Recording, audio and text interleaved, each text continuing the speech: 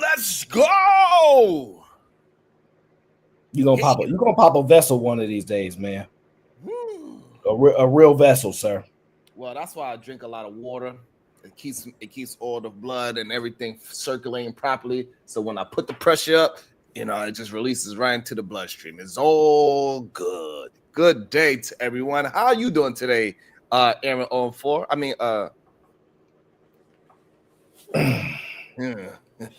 Well, it's been quite the afternoon. Now I'm good, man. I'm not still. Listen, I'm still not through winter, so it's frustrating. I don't even understand what winter really is. Stop. We do. We absolutely do. What it is it's winter out here, because winter is just a fact. It ain't got nothing to do how I feel about it or what you think about it. We in winter season, sir. That's the facts of life. Okay. Now, don't you have winter wear or summer wear? Don't we got different stuff? You don't have that. That's what I'm trying to say. Y'all have the coldest y'all get is a sweater. Hater.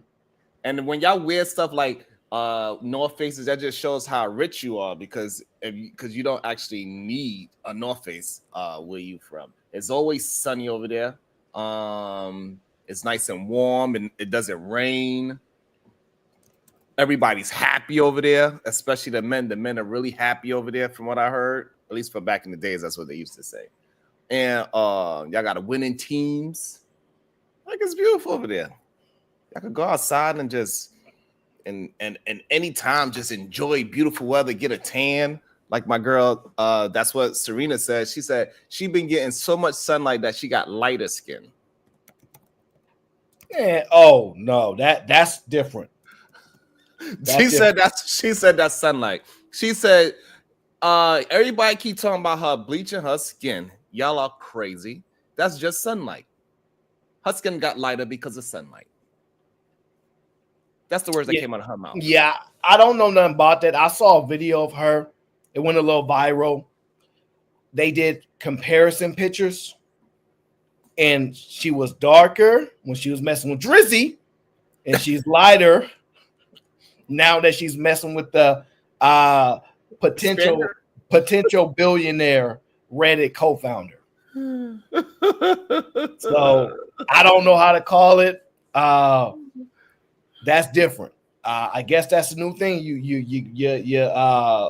I don't do the color stuff. I don't know. So you think she's being honest? She's being truthful that it is not her bleaching her skin. The sunlight, it illuminated her natural skin tone, and it appears lighter because she's shining so bright from the inside and it's coming out. Yeah, I believe her. I mean, because I don't think, because it makes it like, man, the sunlight got in my eyes some vicious the last couple of days. Like, where like I walk a certain way, the city's so small. Like the sunlight got in my eye, and I was like blinded, and wasn't no jewelry around. So I'm like, we ain't in the hood then. So I would honestly understand that if the light was beaming on her, she's taking a phone. Lighting matters when it comes to like color blocking and all that kind of stuff. So I accept her answer. She's not necessarily known for being a liar, so why would I call her out? And most times they usually keep it real and say, yeah, I've been seeing this dermatologist and this is why it's happened. If she says it's a light, I'm gonna take her word for it. She's a champion and she's considered the GOAT. So you got to give them a little bit more respect. Is she the GOAT? Because you said considered. I don't know. I want to make sure I'm clear about your position on what she is actually. Is she the GOAT of women's tennis? Maybe the GOAT of women's tennis. Yeah, I mean, because I think she says there's a lady that she even compares herself to. So I don't know if she's like, hey, Don. I don't know if I think like according to what everybody else say, she's the GOAT. But I mean, that's a little bias, I think. Wow. A little bias. I think that right now, what up, Simply Deep 1985. Good day to you. Good day, Dawn. How you feeling? Good day, everybody that has shown us love. Make sure y'all hit that like and that share button. That really helps us out a lot. Get into this nighttime algorithm. We are talking about, as of right now, we are talking about how awesome. The GOAT of women's tennis is. Her name is Serena Williams. I don't know. Some of y'all might know her. Maybe I don't.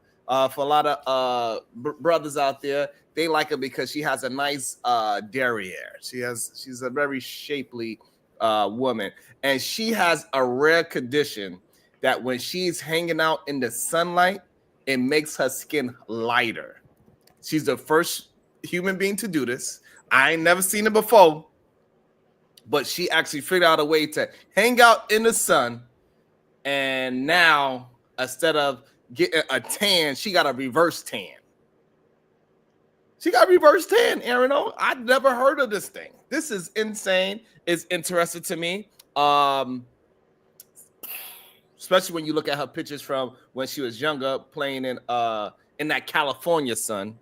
It seemed like back then she had the regular tan when she got darker, but now that she got older, it's kind of like, I guess, what happens to your eyes when you have those dark brown eyes and the sun hit it just Listen, right. sir, you trying to get us canceled before we even get this sports show off the ground, sir. You're going to leave Serena Williams alone, sir. You're going to leave her alone, okay? She's the GOAT. At least a lot of people say she is. So let her be the GOAT. She got a lot of records. So shout out to her. But I think what she's done for the sport is irrefutable. The greatness that she's brought to the sport, the notoriety, making it cool. She's done some amazing things. She brought a lot of light to the. Yeah, so I can't really speak to if she's the GOAT or not because I don't watch women's tennis like that. So I'm not gonna pretend like I do. So if you just want me to go by what people say, sure. So you say you don't watch enough tennis to know that she is the GOAT and possibly even the GOAT? No, Rafael Nadal is my favorite tennis player. Right now. Always, but he don't have nowhere near as much wins as she does. Yeah, we're not comparing. She can't beat him, so we're not comparing her to him. He has to compete in his world, and she got to compete in her world. I don't really do the cross stuff like that. But what does that mean? I'm pretty sure like it doesn't matter that. I'm a South. What I'm saying is this: I'm pretty sure Michael Jordan couldn't beat Kareem Abdul-Jabbar if they was prime to prime in a one-on-one basketball. But I it's disagree. still no. You disagree that Kareem will beat Michael Jordan and Jordan can beat him? No, that's not a thing. No, absolutely not. That's not a thing. Kareem Abdul-Jabbar would absolutely, in a one-on-one, both of them in a prime, Kareem Abdul-Jabbar would absolutely win. He had more skills. He won. Whoever gets the ball first. He won on every level. I'm familiar with who Kareem is, but whoever gets the ball first is probably going to win. And Kareem will win either way. If Michael can win. No, he will win is what I'm saying. He can win. He's a better scorer than Michael Jordan. He scores the basketball better than Michael Jordan can score the basketball. No. And he also defend the basketball better than Michael Jordan could defend the basketball. Because Kareem could defend him. Sir, save your Michael Jackson takes for a Michael Jackson take. This is not the day, okay? Listen, all right. Now I know. Yeah, you got some. You got some real New Yorkian feelings right there. Sounds like the Knicks hurt your feelings many years ago and you want to take it out on Mike. We're not doing that tonight. Mike is not of the topic tonight, okay? He will be in the future, but not tonight. All right, everybody's in the building. Let's get into the show, all right? So, breaking news, pretty much, if you ain't heard, the Baltimore Ravens last game, they took on the Philadelphia Eagles in which they lost a very hard-fought game, okay? The Baltimore Ravens newly acquired receiver Deontay Johnson was suspended by the Baltimore Ravens for conduct detrimental to the team, okay? He was suspended, allegedly, for refusing to enter the game against the Eagles. His teammate, one of the receivers, Bateman, was dealing with some injuries. He had soreness in his knee, was one of the reasons they requested him to go into the game, and he refused, and the team suspended him. What are your thoughts? Wow, how are they going to tell this man how his knee was feeling? No, not his knee. His teammate, Bateman, his knee was soreness. So they told Deontay Johnson to go in the game to replace him, and he refused to go in because they was losing the game already to the Eagles, and something like that. And he was probably like, "Man, I don't want to go in." So he refused to go in. No injury, no nothing. Is he a starter? He's not a starter. He was acquired from what team was it? I forget which team he was acquired from. Gosh darn it, it's not coming to my mind right now. So he must play basketball because he thought he was in the NBA. He thought he could do load management. I'm sorry, sir, but you in the wrong league to be talking about. I don't want to go in because it's cold outside. Brr, it's a little too cold out there, coach. My knees are starting to feel a little like it got some water in it too. No, sir, you there. You get paid to play, especially if somebody goes down. Somebody else supposed to be the next man up. That's usually how professional sports is. It's always the next man up. That's why you're supposed to have a practice squad ready to get that opportunity. It just sucks that most of the opportunities do come through injury. So at the same token, you kind of praying for one of your guys to get hurt so you can have opportunities. That weird little balance of that whole break a leg situation, right? You don't know who's really on your side. But to get fined and get suspended is interesting. I think that is probably needed in today's sports. That you got to go to work. When your number is called, you need to go to work. And I do not see. I would love to hear his point of view of why he decided not to jump in the game. Like, why did you call out of work while you at work? That's kind of crazy to me. So like, he was when he was acquired. I forgot. Dang, why is not coming to me, man? That's annoying. I gotta look up the trade. Oh, it was the Steelers. Okay, now that makes sense. Okay. All right, so yeah, no, that makes sense. So they acquired him from the Panthers, right? So the Ravens traded for him. He came from the Panthers, right? Mm-hmm. They originally traded him, and people were like, "Oh, this is a good trade." Da, da, da, da. And he pretty much has not played at all, very much at all. I haven't seen his name last couple games at all. So he's been healthy scratches. He was originally brought there. I'm guessing if you trade for somebody, you have a thought they're going to actually play. But he has not been playing. He hasn't registered a catch in a while. And I think he was upset with his lack of play. That's my guess. And he was protesting. That was he didn't go into the game. He didn't go into the game and he got suspended, sir. So he was trying to protest. He's saying, like, hey, you can't be using me for garbage minutes. You know we about to lose this game any damn way. I'm not going to get no shine. Any catch that I get is for no reason anyway. No matter if I catch it or not, if I get a 100-yard catch, nobody's going to give a damn. I'm not going to be on ESPN. So, no, I want to play when it matters. You need to put me in this what you brought me over here for. I'm not going in for garbage minutes. Get that second, third string with whoever.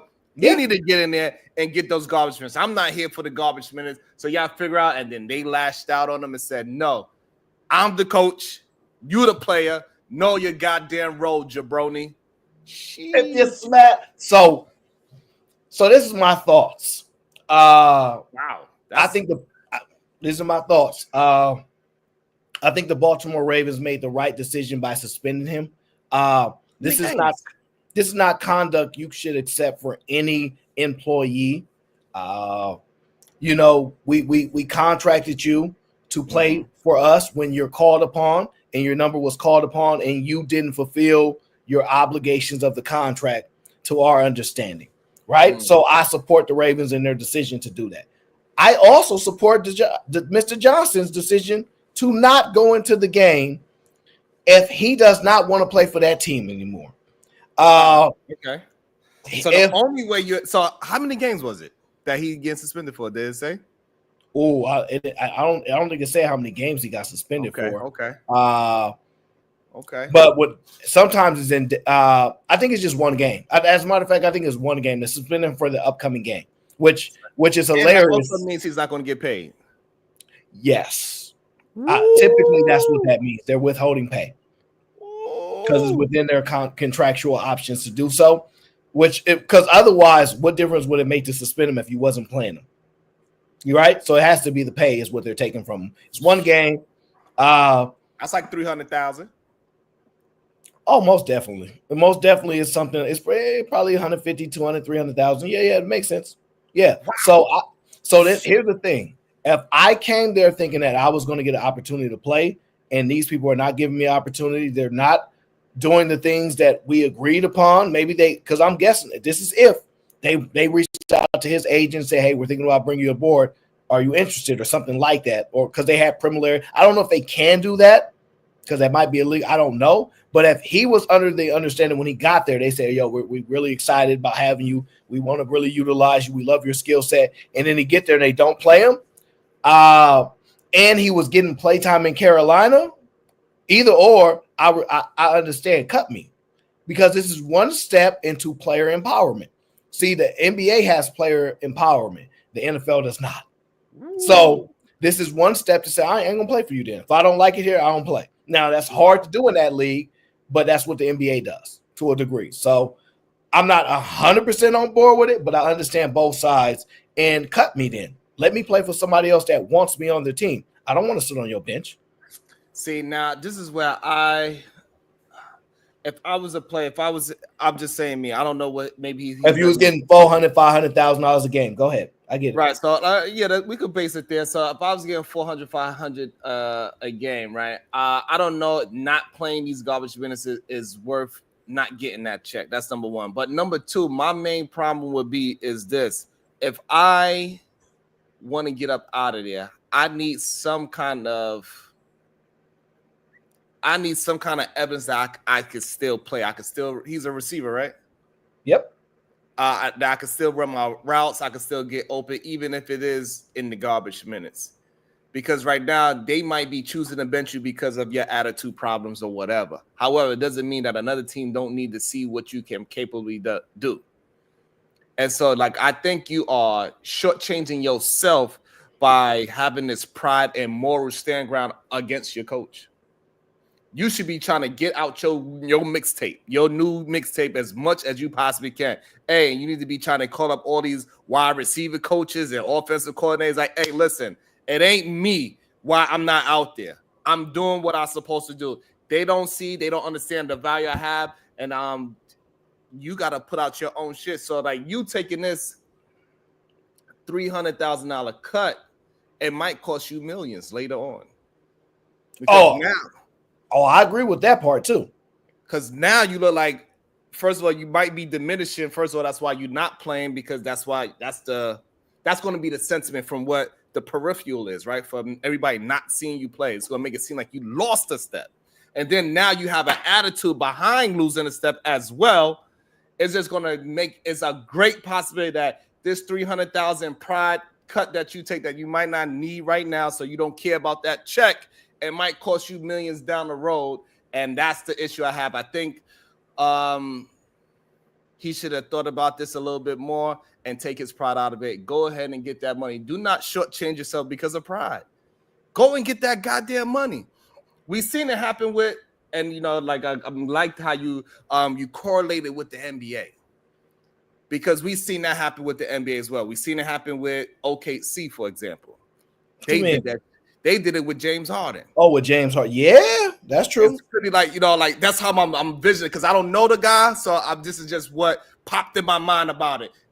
Y'all lost a dynasty because of $4 million. That was the biggest thing that I remember. That was all the bro. And they drafted all of them in consecutive years, basically.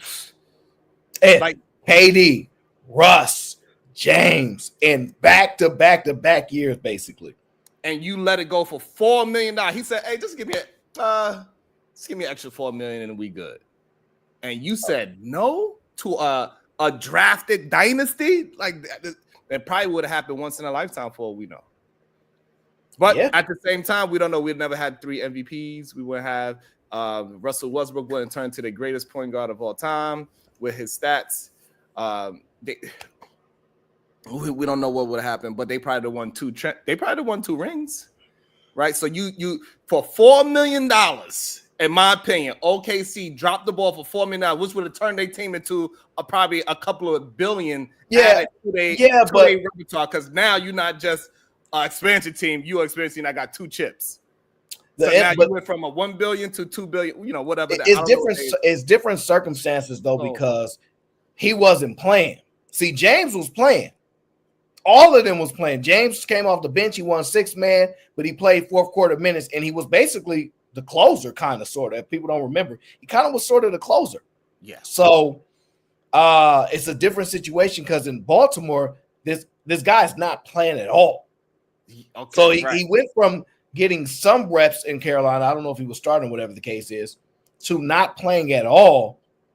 And, you know, and it don't sit right with him. So perfect. Now it goes into, right, because where did Trey go to? Went to Golden State. What's that new kid on Golden State that he about to not get his money? Uchimura? Right? He about to not get no money because of the same type of situation. He tried to hold out because he wanted more bread, and now he's going to lose out even more bread. They're going to sit your ass. They're going to put you on a bench because you don't want to play ball. Where you could have take the less money or take the garbage minute, whatever. Yeah. Play ball, play with what your team is giving you for the meantime, because they already telling you what they think of you. They already expressing that. So now they are saying, hey, you know, you could go six, you know, like you could go 6-man. And then for him, you could go play on that bench. If you get the opportunity, and now you got to let everybody else in the NFL put them on those, you need to go get in that game. Hey, I'm about to get old because you know these second string niggas can't mess with me. Yeah. Yeah, it's like the NFL and NBA is a little different, so it's hard to make the comparison. But okay, you know, I just see it from both sides. But you know, if he don't want to play there no more, I don't blame him. If you want to find a way to make them cut you and get up out of there, it's not the professional thing to do. But boy, oh boy! Now, but what the other team's gonna look at you as is my prayer, because they are painting a picture about you. Is how I see it. That's why I'm. As long as he look. Bro, listen, they didn't let people that's been to jail back on teams, bro. So if you got to listen, if you can ball, if you got the talent, they gonna be like, yeah, we so sorry it didn't work out for you over there. Back on that. We appreciate you, huh? Who? I'm not getting into this stuff right now, bro. You can look this up. Like NFL players go to jail all the time. But the last time you seen them, they was great. Yeah, I mean. And the last time we see him, he was on a bench. That's crazy. Yeah, so I'm good with it. It's just they both people probably did what's in their best interest. Like if it's me, if I'm Mr. Johnson, like, yo, cut me. I'll play for somebody else. I'm not sitting on this bench. Damn, that's crazy. I think he dropped the ball big time. If he's really trying to sell himself for the next team, I really believe he dropped. I think a lot of players do it in all sports. They probably get caught up in it. And that politics behind closed doors is probably way more difficult than I could ever imagine. And it got to him clearly that he said, I'm not even going there. F that. Do what you got to do. And he took the suspension. So, hey, hopefully he's making the right decision, and hopefully he could move on. Either they could start playing him properly, or he could get another job somewhere in the future. My prayers is up for him. Hopefully he can still get it, because that's a crazy decision. Man, that's it. Talking about betting on yourself. That's all I'm saying. That's pretty much betting on yourself hardcore, right? Without no mixtape is my issue with it. It's one thing if you goddamn AJ Brown, you said, nah, I ain't going in no more. Your tape, AJ, he ain't solidified. You know what I'm saying? Like he have all the power. Like, even though I understand what you're saying, the NFL don't get a players that power. If AJ say, fuck y'all, I ain't playing no more, it's going to be. Yeah, it's another story for an all-pro wide receiver. Yeah. It's going to be another conversation. It's a different kind of it's going to be different. What happened, AJ? They didn't want to let you play? Oh, we'll let you play over here. Matter of fact, you never have to come out the game. You want to play every snap? No problem. Yeah, it'll be different for them. And then that's how I just see, like, he not, you know what I'm saying? Like, you don't got that mixtape, bro. You can't be talking about you ain't getting in the game, bro. Hey, no, like, that's a mistake. Yeah, that's a mistake on there. Okay, let's get to the next topic. So, the Chicago Bears had a meltdown the last few games that they've been playing. Okay, they keep getting close to winning, and they keep losing. All right, they've had a couple breakdowns at the end of the game, and the most recent one they had where they pretty much against the Lions, right? Thanksgiving Day, right? They didn't call the timeout. That was a huge, huge blunder under the leadership, and the players had enough to the point where somebody said the players did enough to win. We should, but Ooh, we still that lost. hurts. So that was a public statement. So That since hurts. then, the coach has been ousted, fired, Oh gone. no, he's fired.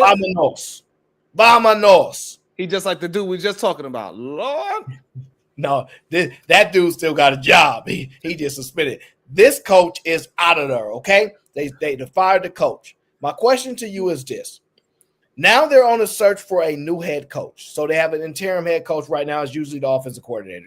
That's the most common thing. Whoever the associated head coach is, typically the job goes to them, right? My question to you is this: on their search to acquire a brand new coach, should the franchise quarterback, the perceived franchise quarterback in Caleb Williams, have any input or strong positioning on the next coach that is hired for the Chicago Bears? I think if I was if it wasn't a thing that I never let happen before, I wouldn't start down. I want to still have it a hierarchy. I do not want my star quarterback feeling like he could choose the coach, because he choose the coach to play. He also going to choose him to get fired as well. And so I don't need my quarterback. I do not need my quarterback turned to a Aaron Rodgers before you become an MVP. You got to at least become an MVP and win a Super Bowl before you can start telling me to hire and fire coaches. I need some goddamn proof that you know what you were talking about, because he picked you, or the GM picked you, and how far up the line we gonna go? Well, you pick a great coach, and then now you're like, hey, your GM over there, sir, he really holding my coach back that I picked it. So we ain't really. So you need to. So I do not like the idea of start giving somebody so young, especially a rookie quarterback, to choose head coach. Do you speak to him? Yes.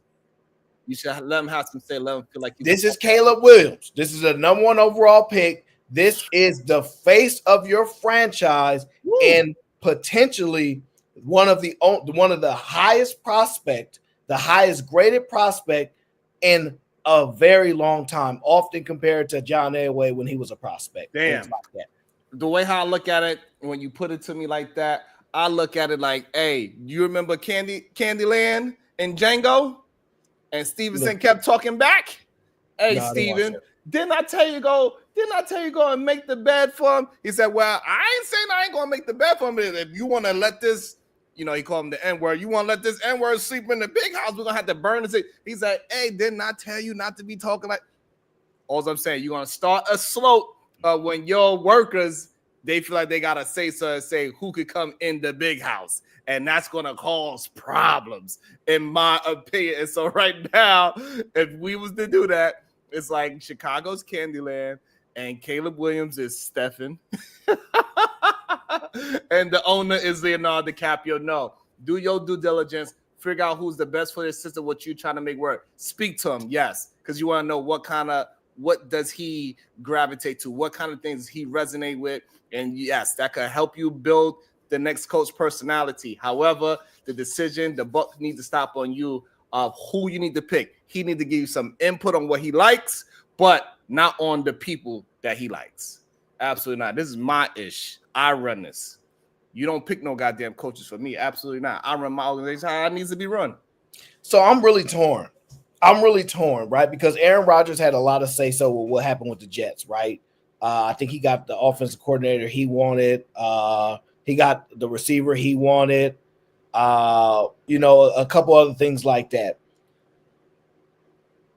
So I'm kind of torn between, is this the common thing in the new era, right? Because they gave Jalen Hurts $200 million, and the Eagles were struggling early on, and they were like, we got to fire the coach because we can't fire the $200 million quarterback, right? That's crazy. Right? So you see what I'm saying? So if that's the argument, it's indication that the quarterback is dang near on the level with the coach. They dang near partners at this point. That's the issue. So with the evolving of how the league operates, my natural instinct was like, you work for it. You better not. You don't run things over here. I had the response you had.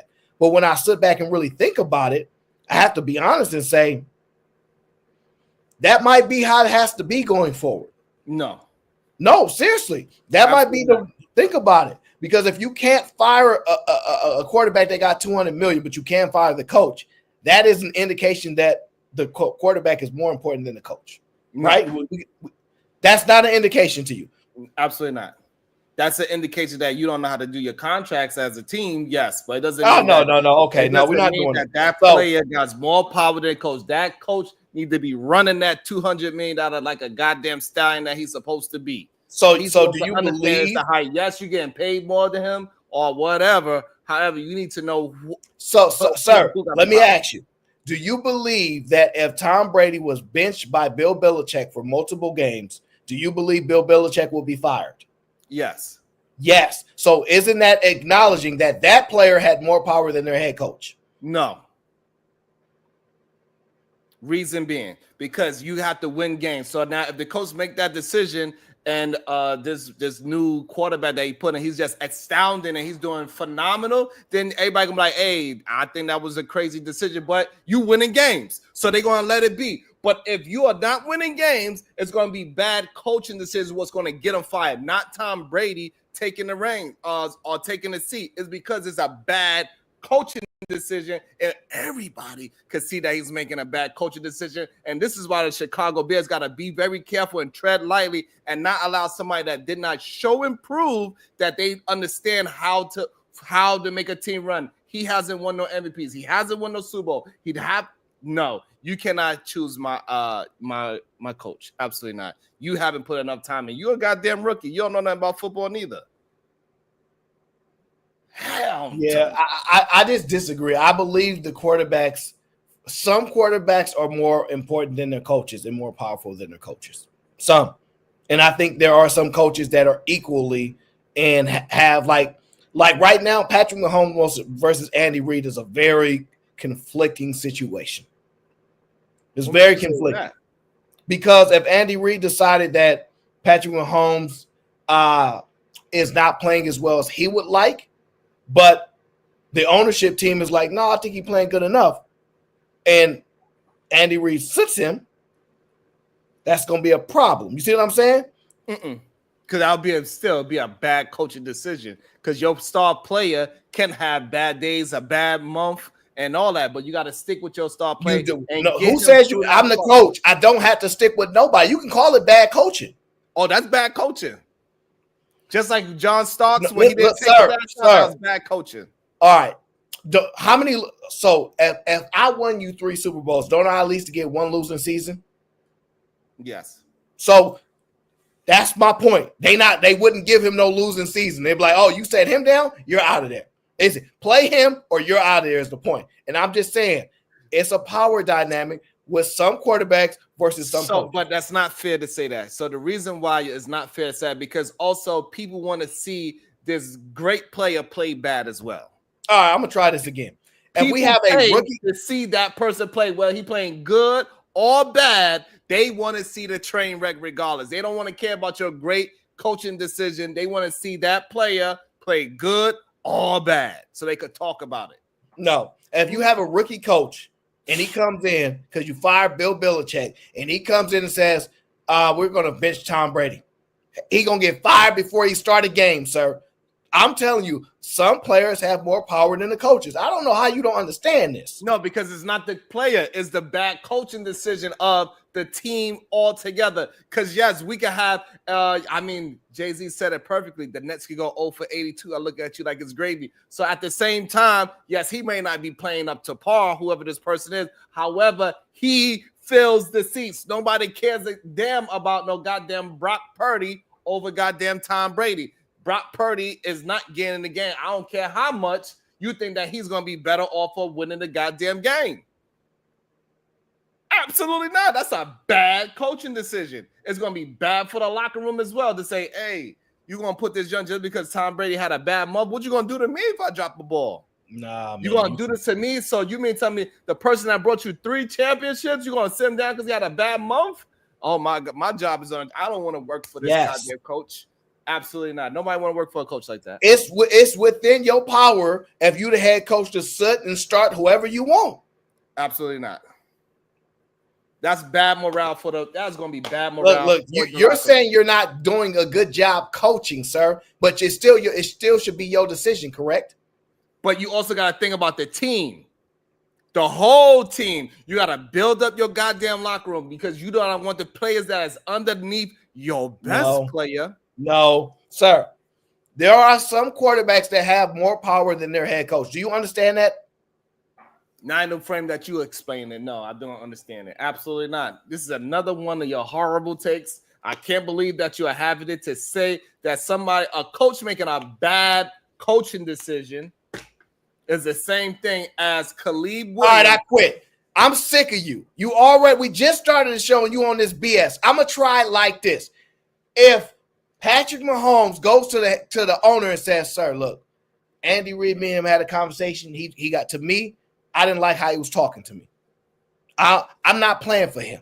So it's either me or him. What's going to happen? They're going to say, shut your current defense. Nah, come on, man. I'm sick of you. Hey, get your ass out there and play. And they're going to make sure at the end they're going to say, boy. I'm sick of you. I'm so sick of you. I'm so sick of you. Boy, if you don't get out there and play for your coaches, shut up. I'm so sick of you. You disgust me. Insane. That's what they're going to tell that young man to do. Take your ass out there and play some damn football. Shut up and throw that damn pigskin around. We ain't paying you for your goddamn. You discuss. Clearly, you don't understand that some players have more power than the coaches. You're clearly have issues listening and understanding. Okay, there are some quarterbacks that do. All right, it just is what it is. Think about it like this. They're talking about the MVP. The only way anybody else can win is that they have a record-breaking season, while the quarterback can have an average season. What does that tell you about power? I don't even know this fake made-up stat that you just came up with. Where is this happening at? I'm going to try this again. There used to be a time where Marshall Faulk would win MVP. There used to be a time where running backs would win MVP, and they didn't break an NFL record in order to win the MVP. Okay. Now they're saying every MVP that's been the last few years has been all quarterbacks. Makes sense. It's a quarterback league. So it's a quarterback league. So you acknowledge, is it a coaching league or a quarterbacks league, sir? For MVP, it's a quarterbacks league. Oh. For that the NFL, it's a coaching league. The coaching is what matters more than anything else, as we can see with the Pittsburgh Steelers. Oh, so it ain't Russell Wilson. It's the coach. Yeah, go ahead. Go on record. Go on record right now. Say it. Because I'm sick of your beard. Go ahead. Get on record right now. I'm saying that coaching matters, clearly. Because nobody didn't say coaching matters. The question is, if Patrick Mahomes called up the Steelers organization and said, look, I'm leaving Kansas City, but I don't want to play for Coach Tomlin. If you get rid of him, I'm coming over there. What you think they're going to do, sir? They're going to take Patrick, shut your say goodbye. It's never a right time to say goodbye. But if I do, I got to go. I'll separate. Tomlin going to be out of there. They're going to hang the phone up on quick fast. They're going to bang the phone on them. Bang. That's how we say it in New York. We're going to bang the phone on them. They don't hang that phone up so quick. Absolutely. No. Absolutely. They're not getting rid of no time for no Patrick Mahomes, boy. You out your mind. Shit. You out your mind. How many championships does Mike Tomlin got? More than Patrick Mahomes. No. Damn. No. Yeah. So Patrick Mahomes will get rid of him. Like I said, there are some players that got more power than the coach. You just don't know what you're talking about. That's one player. Majority of you want another player? That's just one. I'm just saying majority I would not give. For me personally, if I owned a football team, I would not want to give that much power to my quarterback that did not produce anything yet. So if you need your Mahomes, I'm just saying, in the fact you just told me it's a quarterback-driven league. I could understand it a little bit with Patrick Mahomes, but a rookie like Caleb Williams, I cannot understand it at all. He didn't win anything. He didn't bring you no playoff games. He didn't bring you no championships. He didn't bring you no MVPs. I do not understand it for Caleb. Patrick Mahomes, I still don't really understand it, but I get the, you know, I want you to have somewhat of a decent take. So I'm gonna just say, yeah, I kind of understand you. So you will hire a coach that your quarterback don't want? Yes. Okay.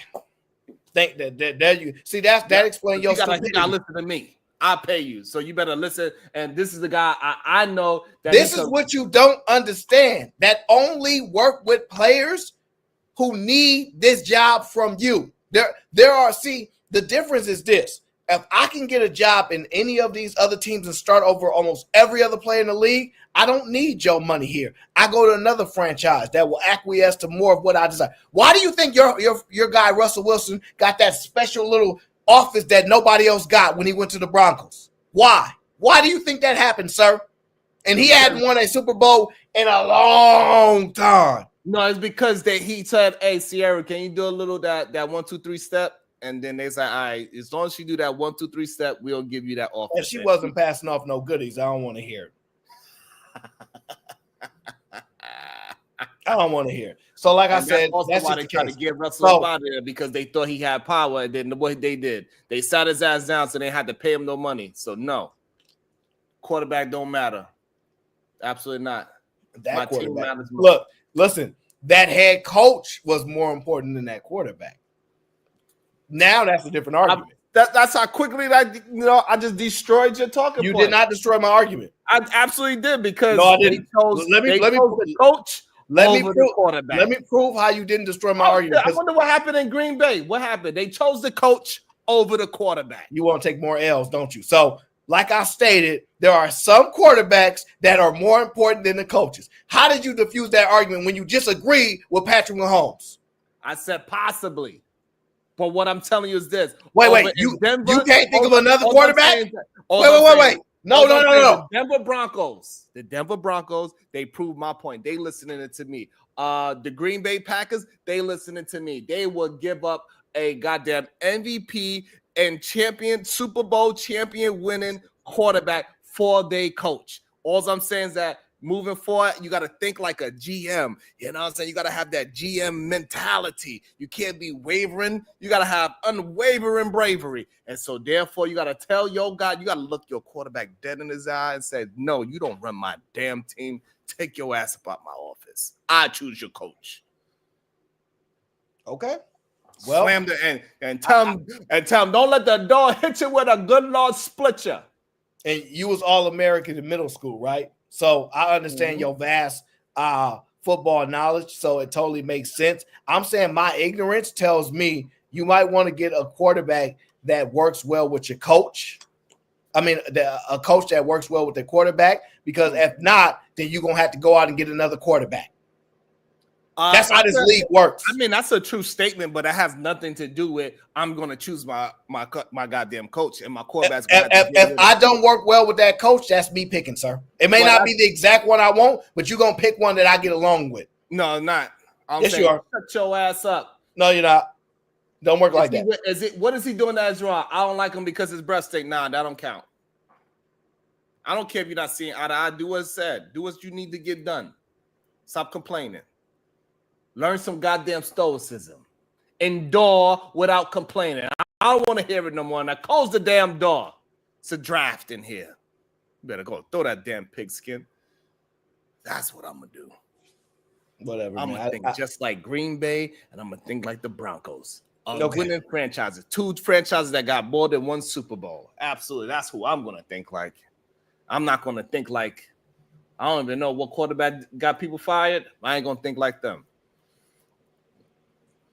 Yeah, we already proved with that last segment you don't know nothing about football. All right, let's move on.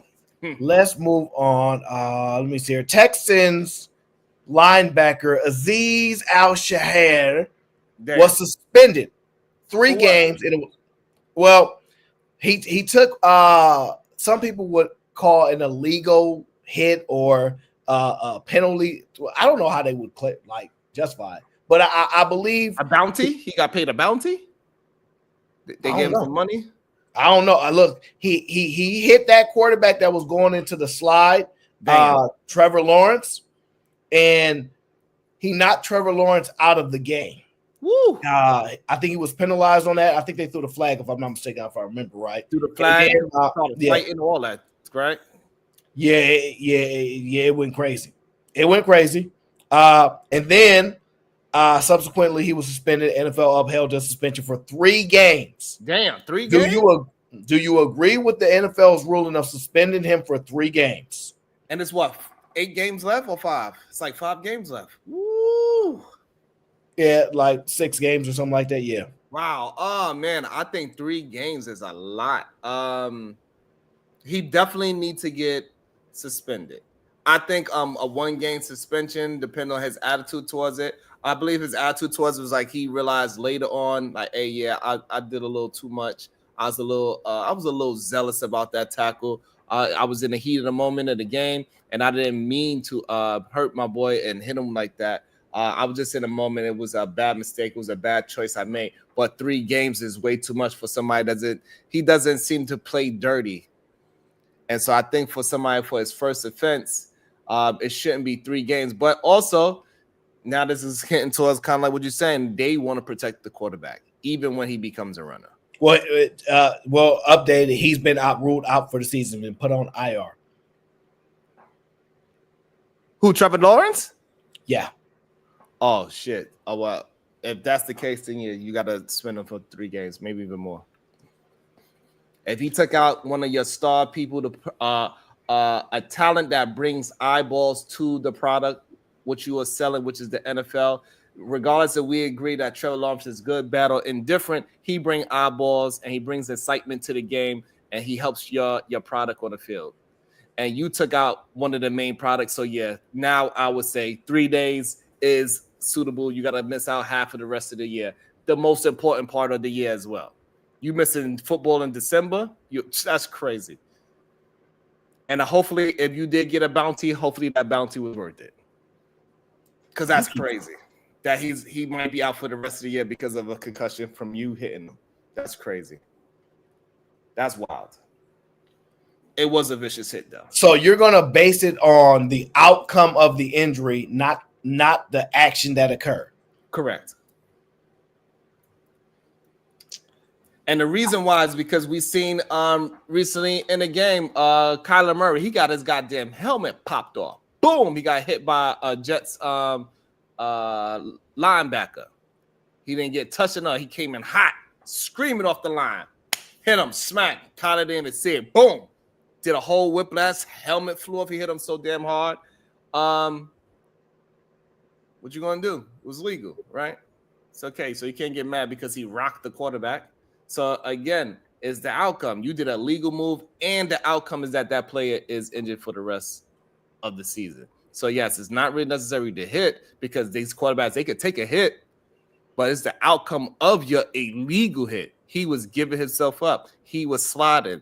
You did extra. So if the same exact thing happened and I hit somebody, but they were fine after and they came back into the game, you wouldn't suspend me at all. But if somebody got injured, like, I wouldn't suspend you for 3 games. So you hit him. It was illegal. It was wrong. He got hurt. He maybe 1 game. But you hurt somebody with an illegal move and they possibly out for the rest of the year, a moneymaker, and you hurt this young man. No, you got to get a more severe because now you got to get punished to the severity of the infraction. It's just like somebody punching somebody versus somebody stabbing somebody. Here's a problem with that. That's a bad idea, and that's why they can't put you in charge of no kind of product or anything like that. If my top linebacker, one of my all pros, make a late hit or an illegal hit and it knocks somebody out for the rest of the season, you gonna tie that suspension to my all pro? Yes. No, I would not want that experience, sir. Like, no, now you're affecting the rest of the game. So yes. No, that's a horrible idea. No, the rest of the team, just that team. And it's going to be NFL on notice that this is not being tolerated. Sir, I could just go on IR because I'm injured. Oh, it hurts. It may not be as severe, but if it was a playoff game, I'd play. So that's what I'm saying. Like, it's too many conflictions there where you'd be like, man, I'm gonna just go on IR. Like, I would normally come back for this ankle injury, but nah, like, this sprain is a high sprain. I'm missing 12 games. So no. That's a bad idea. You have to set the precedent. What you said is that the player now that got hurt, he could act like he was hurt way more severe. So this way you could give the punishment way more severe because that's gonna. Yeah. So like an ankle injury, Oh, like when he hit me, my foot spun around, and then all of a sudden next week your ankle's okay and you play it. you see what I'm saying? Like, all right, so now, I mean I like how you played that there, but then now you got to give that person that lied a severe penalty. No, that's once you put yourself on. It's their job to do whatever. You saying that he put himself on it because one thing we assessed it and he got hurt, and then they say, hey man, he might be going for the season. Then now you do your assessment. That is one thing. But now if the player himself said, hey, I think I'm good, I don't think I can make it for the next 5 games. And then he's trying to get another severe, and then that's when you gotta change that would change the dynamics of the situation. I understand I see where you're going with that. I like it, but I think that would change the whole thing. So now, if you put yourself on it, you say, hey, I'm more hurt than what the doctor is telling me, then therefore now you're gonna have to definitely sit out because you put the president and you also put somebody else in jeopardy. So now that you said you are hurt more than what the doctor says, you're going to really have to sit out for those 12 weeks that you said you were hurt for. What's up, Zara B? What up, Achilles? Yeah, so I think the suspension is fair. You have to set a precedent. That caused a huge disruption. It was uncalled for. You're not going to the playoffs. He's not going to the play. What's wrong with you? Y'all not going to the offs this year. No need to take that type of gratuitous shot. Yeah, I think 3 games is a lot, though. Yeah. Because I don't know if the new precedent should be 3 games because that's a lot of money. And we got somebody in the hot seat. So that's the problem. I don't know if that's a lot of games. 3 games. 3 games is a lot. 3 paychecks. Woo! That's a lot. For an unsportsmanlike somebody that absolutely knows everything about sports. Welcome to the show, Zara B. Hey, Aaron. I know you've missed me. Zara B. This is a sports show. But you watch sports? Yeah, I watch sports. I love watching men's balls get sweaty. This is a family-friendly show, Zara B. Yeah, okay, but that happens. I've got cotton swabs for the side of the balls. I can cup them. I can blow underneath, whatever they like. I'm a good wife. I'm wifey material. Wow. Sure. Go ahead. Ask a sports question. Let's see. So what's your thoughts on getting suspended? This guy, Trevor Lawrence, he got hit illegally, and the guy that hit him, he is suspended for 3 games. I've got a sports question ready for you. What size is your cup?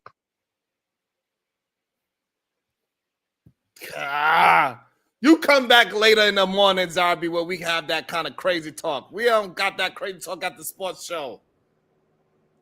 Zara, this is the family show. We do all the crazy stuff in the morning, Zara. You know my show is crazy in the morning, not at nighttime.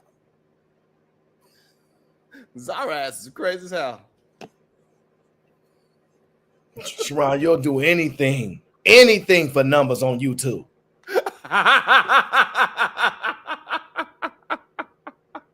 You will do anything for numbers on YouTube, Sharon. I can't believe it. Everybody know this is a kid-friendly show. This ain't my fault, Trucker Yell. This is Sharon Bracey's fault. He's in charge of he's the director of the show and the executive producer. I am literally just the talent, so it's all his fault.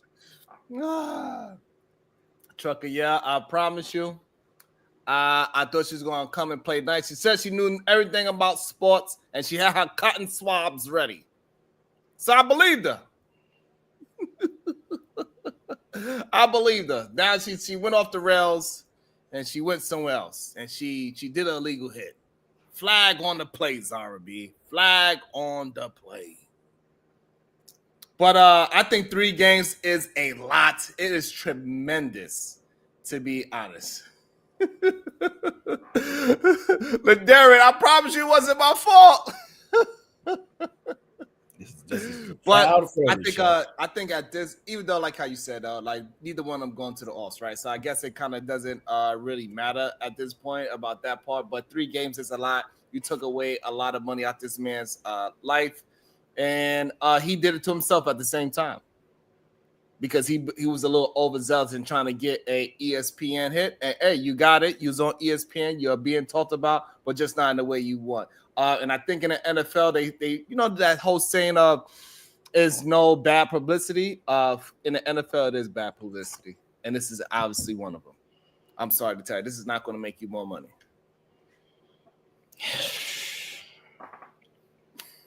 Well, it is what it is. I don't know what the right call to be. It was a bad decision by the player.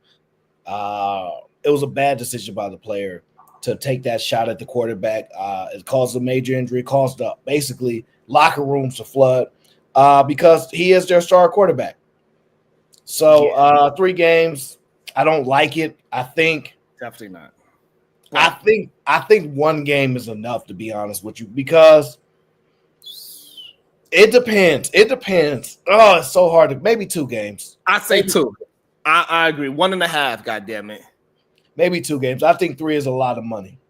Yeah, 3 games is a lot, but with the severity, like I said, I know you don't like that part that we add in what actually happened to him by because they use doctors that's outside of the NFL. So I think it's a little safer to use those kind of doctors. Anybody can be bored, of course. But the fact that you took out a star player, a player that's worth more than you, out for the year, and you messing up potential commercials, you messing up potential ticket sales, you messing up a lot of work, sir. This is like the dude the dude in the warehouse with the forklift, and he just knocked down a whole shelf of products. Yeah, that's what he is. No. That's yeah. I mean, it is what it is. You know, I am best take Bracy, so I have some of the best analogies in the world. Yeah. That didn't make the crowd sleep at all. So yeah, I mean, I'm fine. I mean, 2-3 games, it makes sense. I don't know if it's his first offense or anything like that. That's why I'm kind of like torn. I don't remember. Yeah, that's another thing. That's the thing I have a problem with. Like, this is a first time offender? Does he do dirty plays? Is he known around the league for doing dirty things? And this is the first time you say, "Hey, all right, you move into Draymond Green territory, and so we're gonna have to stop it. We're gonna nip it in the bud." So that's my only issue with the 3-game situation, even though it was egregious what he did. Yeah. Fair enough. All right, let's get to some controversy, okay? You want me to bring Zara B back? No. So you want controversy? No. Zara B gonna have to send you a super chat or something for me to deal with that, sir. All right. Something. I'm not doing that. Absolutely not. No. Let's get into the college football. All right. So, as you know, Alabama and Miami are basically they're fighting for playoff position. Woo!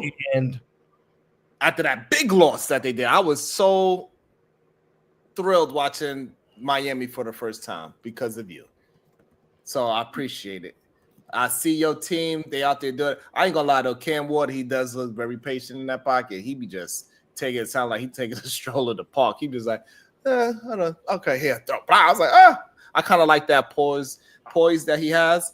But I actually enjoyed the game, especially them losing a 21-0 lead. That was interesting. But go ahead, Aaron. I just wanted to make sure I rub that in just a little bit. Yeah, that don't really bother me because if you know where we came from, we were winning 3 games and 4 games. So that don't bother me at all. We won 10 games this year. There's not a lot of teams that can say they won 10 games. You heard about this? Yeah, I've heard. I've heard a little bit about it. I don't think it's that big of a deal. But they basically, the committee is giving the edge to Alabama. Really? They're giving the edge to Alabama. How did that make you feel? Do you need to go set up a therapy session for you? No, it's not about how it makes me feel. My question to you is, sir, do you believe that college football committee got it correct by putting in Alabama over Miami? Alabama is pretty. I mean, they got some good players. Got a decent quarterback. Quarterback is making numbers. I think It's a tough one. I ain't gonna lie. That's a tough question, Aaron. Did they get it correct? I'm not sure if they got it correct, Aaron. Especially with because the Alabama quarterback, he's talked about in the Heisman, but he ain't gonna really make it nowhere. He ain't making no sense. Cam Ward is a bigger draw in my opinion, but I don't know what the numbers is. I'm assuming that the college playoff situation, it has to be because of TV numbers. And I'm assuming that's the only way they got to have a judgment about it, because it can't be about anything else about which team is more popular. And maybe possibly, I don't know, but Alabama might be a little bit more popular than Miami right now. And that's why they are front running over Miami. So with that little bit of knowledge of not knowing if it's TVs and all these other things,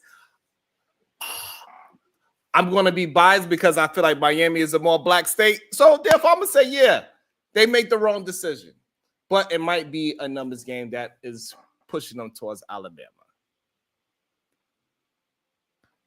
And somebody want to know this question. No, they did not lose the last 2 games. What's up, Fever? How you doing? That's a sports almanac, by the way. He will cook you up in some sports history. Yeah, they might know some history, but when it comes to this hot seat, it's different up here. They better stay in the crowd and watch. See, when it comes down to the college playoff, ranking Alabama ahead of Miami, my initial thoughts were like, it doesn't really make sense, but it is consistent. Wow. Right? So, in the sense of Miami lost more recently, basically. And the committees always have this recency bias. So if you would have lost 3 games in the beginning of the year and then went undefeated the rest of the year, even if you was 10, even if you was 7-7 or 8-0 going up to the last 2 weeks of the season, but you lost the last 2, so you was 10-2, and the other team was basically 9-3, if that makes sense, right? Okay. They would take the 9-3 team that lost basically 3 in a row in the beginning of the year because they won a bunch straight at the end of the year, and you lost towards the end of the year. So that's kind of consistent with what they've done in the past, as far as, well, this team lost more recently and things like that. And then Alabama does get some favoritism for obvious reasons and fair reasons. So I believe they are consistent, but I don't believe they got it right for college football. I think that Cam Ward is one of the players been mentioned as the most coveted player in the draft. There's nobody for Alabama that they're mentioning in that area. Okay, I can understand. So if you're trying to promote the product, it's not like Alabama is so overwhelmingly good this year that they just lost some close games to Georgia or some close games to Texas, and you like, well, they barely lost, and they still Alabama put them in. They lost bad to some teams that ain't that good. And they put up 3 points in one game.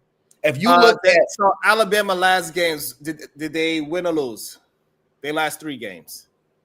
The last 3 games, I don't remember the last 3. Okay. So but I'll pull them up though. So the last 3 they did, they beat. So that the last game, they won their last game, which was over Auburn, 28-14. The previous game, they lost to Oklahoma 24-3. That's the previous game. And then they won the other previous game to Mercer 7-52. So they're 2-1 in the last 3 games. Okay. And Auburn being a decent win. And so now Miami, they had a horrible loss. So we understand why that loss was so. But what about the other 2? Did they? Yeah, so Miami lost to Georgia Tech. Then they beat Wake Forest. And then they lost to Syracuse. And Syracuse was pretty much unranked, right? So, no, you said Syracuse is unranked? So the last team that they lost to, Miami. What was the last team they lost to? That was Syracuse. They're ranked. They are ranked. Okay. Yeah, they're ranked 22. I don't know if they were ranked at the time But the point of it is that's the thing. I think they was. I don't think they was ranked at the time when I was watching. But regardless, the point of it is this: if you look at how Oklahoma spanked them, if you look at what Oklahoma did to them, and even if you were to, and mind you, they have more losses, so they have 3 losses. Miami only has 2 losses. Okay. Now, obviously, Alabama lost to Tennessee. Tennessee has been highly ranked for the whole season. It makes sense. But remember, they also lost to Vanderbilt. Okay. Now, Vanderbilt kind of known for their football team. Kind of, sort of known for their football team. Sugar boy, you don't know nothing about no damn Cowboys. Stop. But the point of it is this. The Miami games that they lost were all 1-possession games. Okay. All of them. Cannot say the same thing for Alabama. Cannot say the same thing for Alabama. And then secondly, which game is going to be more exciting? Do you want to see Cam Ward, who every single game putting up numbers? Every single game he firing 300 for, every single game is intense. It's something. He can actually win these come from behind type of games, right? Okay. That's more exciting, and he's a Heisman finalist, right? And a potential top 3 pick in the draft, and arguably could be one. You see what I'm saying? Yeah. When you're promoting a product, you we want that team. It's a quarterback-driven league, right? That's what they say, right? Yes. You want Cam in the playoff there, if that's the case. Okay, but the Alabama quarterback is not a slouch. Yeah, he is compared to Cam. Okay, compared to Cam. Absolutely is. Okay, compared to Cam, I could have agreements. And if you're picking, if you have the option to go, it's not that much different than this team. It's not that much different. You go with the better quarterback. LeGarrette is right. This is not one of those drafts where a bunch of quarterbacks are gonna come out of. It's not. It's not. So you really want to talk about the Cowboys today? You don't want to do that. You better be talking about the freaking Oklahoma Cowboys or something. I don't know what he's talking about right now. But the point being is they got it right because it's consistent. That is consistent with what they done in the past. If you lose towards the end of the year, no matter if you was undefeated, you're gonna get hammered more than if you would have lost early and then won some games after. So it's kind of consistent because they lost last compared to the other team that won last. But I think it's a bad decision based upon numbers as far as which marquee team is going to be more exciting for college football. Alabama is kind of exciting as the franchise, but I think they might have missed because it's a quarterback-driven type of league in college and in the league. So that's my opinion. One thing for sure, it was an exciting game with Syracuse. It was lit up. I'm telling you. I enjoyed it. It was lit up, and man, and you want to see Cam Ward go to war with somebody and see, hey, are you going to be able to hold him? You know what I mean? That's my opinion, but I think they consistently made decisions that they consistently do, okay? Oh, man. Hey, look, don't be screaming from the chat. You don't want this smoke. The link is pinned. Y'all more than welcome. You better stop. LeGarrette is right. I believe it's going to be a return of running backs because Zeke was horrible. Oh no. The return of running backs is because if you look at what Saquon Barkley is doing, he's proven that running backs are much more valuable than people thought. And then last year, if you look at the running back for the 49ers, he kind of proved that the running backs can help and change the dynamic of a team more than y'all thought that they could, and they're not so easily replaceable. So I believe with LeGarrette is right. It's going to be a return of the running backs. I definitely think that it's starting to shift that way. And I don't want to get too much off topic, but the reason I agree with that is if you're not throwing 5,000 yards with an extra game in the season, something's up. You see what I'm saying? We was throwing 5,000 yards. We had multiple 5,000-yard passing quarterbacks in 16 games. Now, you got 17 games and we ain't seeing 5,000 and 40 and 50 touchdowns? You don't find that strange? So I definitely think the running back is going to make a comeback there. They're just as important, okay? Somebody says, is this a Cowboy channel? No. Do you not see that background? Show them the background, Sharon. Show them the background. Yeah, there's no Cowboys channel over here. But we do talk all things sports, especially if it's interesting to us. All right, now, so I prefer Miami to be in there, but I understand why they put Alabama in there. Okay, let's get to the Thursday night game. Ooh, Right, let's get to the Thursday night game. I believe who's playing Thursday, because you said I know, but I want you to introduce it because you were the executive producer of the show. Okay, and I'm excited because and anybody feel free to drop $10 to mute Sharon and all his horrible takes at any point during the show, just to support the show when you feel like. Just go ahead and mute him and say, we don't want your take on this. I'm best take Bracy. There's no way somebody's gonna do it. I have the best takes in all of YouTube sports. Best take Bracy. It's going to be an exciting one because it's a team that we talked about pretty much so far this year. It's going to be Detroit versus the Green Bay Packers. And it's a team that so Detroit, I'm not a huge fan of them. I think they are looking great. I think they have a hell of a coach. And also the other side, well, let's go with Detroit. Detroit, first of all, I don't believe in a quarterback. I do not think he has what it takes to win in today's NFL.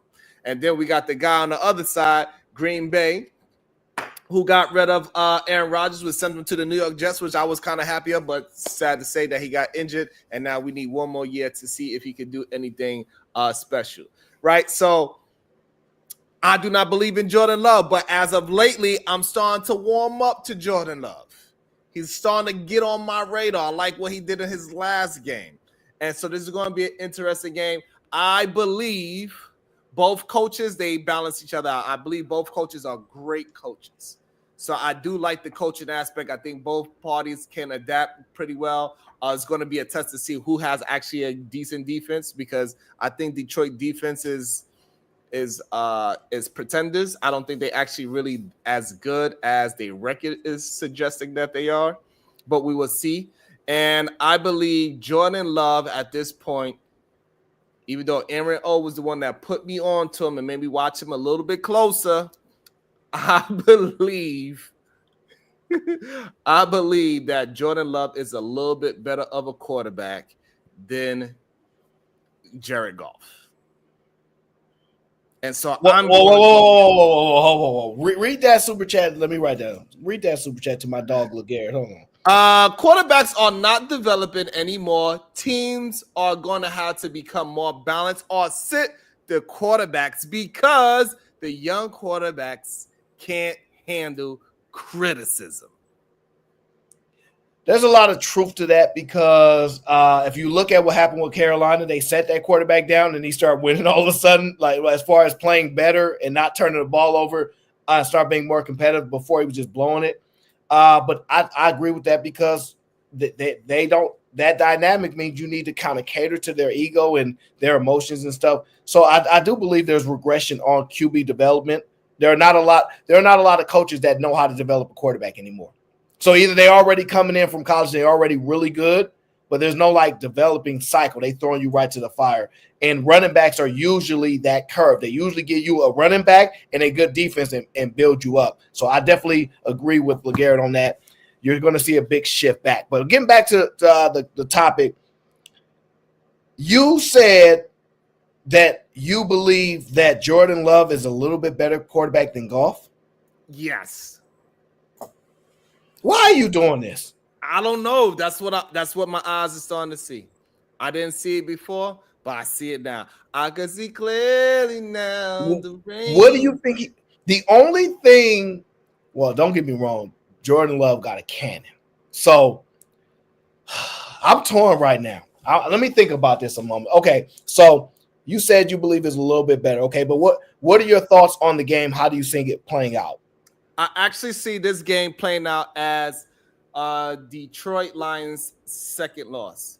I see it's going to be a tight game, and it's going to come down to a play or two. probably in the third quarter. That's where the game's going to come down to. I think it's going to be a third quarter play that's going to transform this game. And I think Jordan Love is going to make the play that's going to change the outcome of this game. And the defense is not going to be able to recover. And Detroit's going to get their second loss tomorrow night. And I think it's going to be a tight game. I think it's going to be like a 28-26 type game, very tight game. It's going to go down to the last wire if everything goes according to plan, because Detroit Lions not going to just give up without a fight. However, I just believe at this moment, Love and the Green Bay Packers is playing with a little bit more of an edge. So I like Green Bay to win by 2 points as of right now. It might change tomorrow, but right now I got Green Bay.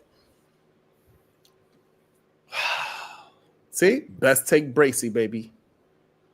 Best take Bracey. He just doing that because he don't want to mute you yet. That's all. He's a nice guy. Well, he's been rocking with me for a long time. So this is my thoughts, because that is a decent take. But I will say this: this is the most important game of the season for the Lions, because this division used to be Green Bay's division. Okay. This used to belong to Green Bay. When Aaron Rodgers was in this division, every year, chalk it up, Green Bay winning that division. Absolutely. Same thing you did when Tom Brady was in the division with the Jets, Jets, Miami, and all them there. Chalk it on up. That's Tom Brady division to win. Unless the injury happened, good luck. But there's been a shift, because at the last 6 games, the Detroit Lions have beat the Green Bay Packers 5 of the last 6 games. That's going into this season, last season, in the last 6 matchups. The Lions are 5-1. And Jordan Love has been the quarterback for the majority of those games. And so he's lost to Mr. Goff, right? Mm-hmm. With that being said, Green Bay is playing better this year than I thought they probably would. Absolutely. Outside of that loss to the Eagles, which we understand because the Eagles are the Eagles, Green Bay has been playing really well. The Detroit Lions have been playing exceptional. Nobody saw the Detroit Lions with 1 loss at this time. We thought the Lions would be good. They go back and compete with the Niners, but as good as they're playing right now, and they're not only showing us that last year wasn't a fluke. Oh, they blowing teams out. They putting it on them. While other teams are doing what you say, playing down to their competition from time to time. You see what I'm saying? So, this is a real tough matchup. I think this is the most important matchup for each team. Okay, I like it. In their season, because I think this will show the trajectory for both QBs. Now, Goff went to the Super Bowl. I don't know why you're saying Goff is a system quarterback. That's okay, but he technically went to the Super Bowl, and not many quarterbacks have done that. So for this game, who's at home, right? Because I think home matters. In this game, you think it matters? I don't think it matters in this game. It absolutely matters. You're out of your mind if you don't think it matters. Let me see who's at home. Okay, Detroit's at home. Woo, that does. So Green Bay will be taking on Detroit. So Detroit is at home. Thursday night. Thursday night showcase. They the highlight of the night. Highlight. Ain't nothing else is going on. Everything is stopped. It will legitimately show if the Lions are 100% for real or if the Packers are for real, right? Because they basically get to show you by using each other because this division. So now of course you know I'm a Jordan Love guy. I told you how I am about him. You put me on to him. I don't necessarily like Goff very much, but I can't deny what he's been doing. I will say this. I believe the receivers for Detroit are better than the receivers in Green Bay. So I believe Goff has better talent at the wide receiver position than Jordan Love has the opportunity to play with right now. And Jordan Love is putting up decent numbers, but Goff's numbers are pretty good. Outside of that 5 interception game, which is worrisome for me because it shows you he can be hot of hot and he can be cold of cold. I don't like that. With Jordan Love, it's like he gonna throw a pick, but it's because he's aggressive. You know what I mean? He's trying to but 5 interceptions, like that's a lot. So I'm real torn between this pick because I think this game will kind of push that other team into like they're the best in that division right now. And I think there's a lot of pressure on the Lions and almost no pressure on Green Bay. If Green Bay lose, it's like, all right, you ran up against the Lions. We project them to be the best team in the league because Kansas City is shaky. But if Detroit loses, then we look at Green Bay in a different light, right? So we shift it a little bit and go, oh, wow, maybe this Green Bay is for real. Mind you, the defense, remember, the safety for Green Bay is picking everything off. He's playing out of his mind. He's picking everything off. He's playing out of his mind right now. Yeah. He's definitely going to be an all-pro this year. So, man, this is so tough. This is going to be a good one. Yeah, this is going to be a good one. This is going to be one of the best games of the year. This reminds me of Baltimore Philly, just like how that game was like, woo, we needed one of these, and it didn't really disappoint. I think this is going to be one of those games because with Detroit, they've been blowing people out. I don't think that's about to happen to the Packers. And I don't think the Packers are going to just blow them out. But, I mean, man, oh, man, I'm very torn. Because I am a Jordan Love, and I don't really like Goff. I've never liked him. But I don't want to take away from what he's accomplished, especially this year, and how he's inspired his teammates. I have to decide on the coaching, and I give the slight edge to the Lions, right? Obviously, they beat the Green Bay the last bunch of games, and they got the same coach and same QBs. Oh, man, this is tough. This is real tough because I don't like Goff at all. Damn. I don't like him. I'm not a big fan of him, right? No, I don't like him because he's not mobile. He's not mobile to me, and it's like, to me, his game is limited, but he has so much talent around him. Like, that offense is potent. You get what I'm saying? That offense is potent, and he's the perfect quarterback to have when you have a potent offense. I don't know if Green Bay's defense is dominant enough to force him out of his natural progressions and how many games you said they played against each other, and what was it the record? The last 6 games. The last 6, Detroit is 5-1. So damn. Yeah, I know, right? So that's worrisome for me, but at the end of the day, and I don't know if Jordan Love started all those games because remember, Jordan Love gets injured from time to time. So I don't know if he started all those games, but I do know they won them. So I'm going to go with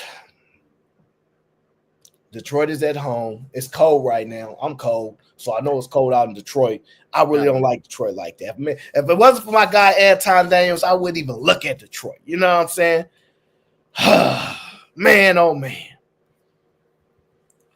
Oh, I want Detroit to lose because then if Detroit loses, then they're gonna be all over the Eagles. The Eagles is the best team. I told y'all Detroit is phony, but if Detroit win, they the real deal Holyfield. So I have to analyze the game, right? Yeah, shout out to my dog Anton. So I have to analyze the game and goes, quarterback, who got the quarterback? It's kind of like a toss-up, right? Who is more likely to make a mistake?